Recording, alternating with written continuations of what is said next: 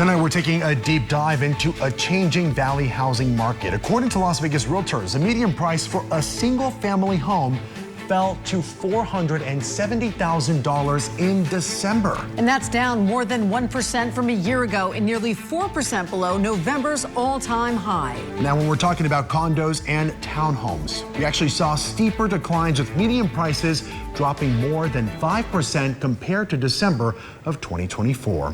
Hello, and thank you so much for joining us tonight live at 6. I'm Emil Garcia. And I'm Trisha Keene, and I spoke to local real estate experts today with very familiar with the Southern Nevada housing market. And they say the numbers of 2025 are no cause for concern because the higher end market actually has been strong with sales. But they tell me buyers targeting the median home price point right here in Southern Nevada are being cautious for several reasons.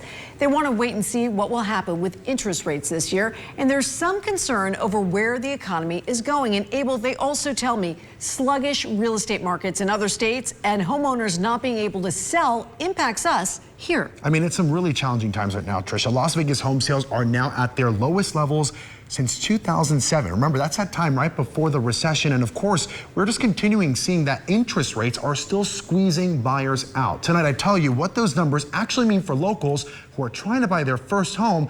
And many of them say it just doesn't add up.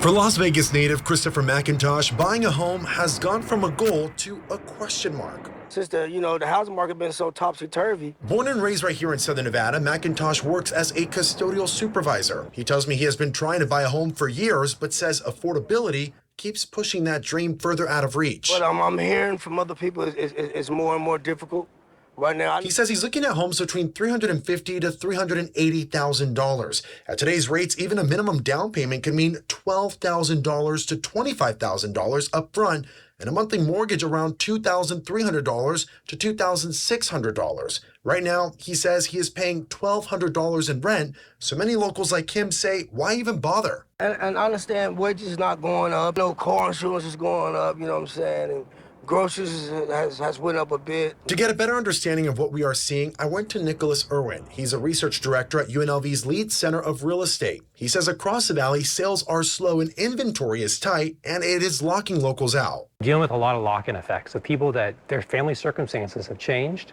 or maybe they need a bigger house or a smaller house. It's really tough to get away from a 3 or 3.5% mortgage rate to take a 5 or 6% rate. That lock-in means fewer people selling and fewer choices for buyers. Our inventory's been really low since probably the rate started to go up in 2023. And the math is punishing. The difference between a 3% and a 6% mortgage is about $1,000 a month. Irwin says this looks uncomfortably familiar. Sales numbers from 2025 are similar to those from 2007. But this time, the problem isn't risky loans, it's affordability. He says homes are being built slower, land is limited, and prices keep rising faster than paychecks. It's affordability, broadly defined, because it's those people who want to become first-time home buyers or transition from being renters to buyers.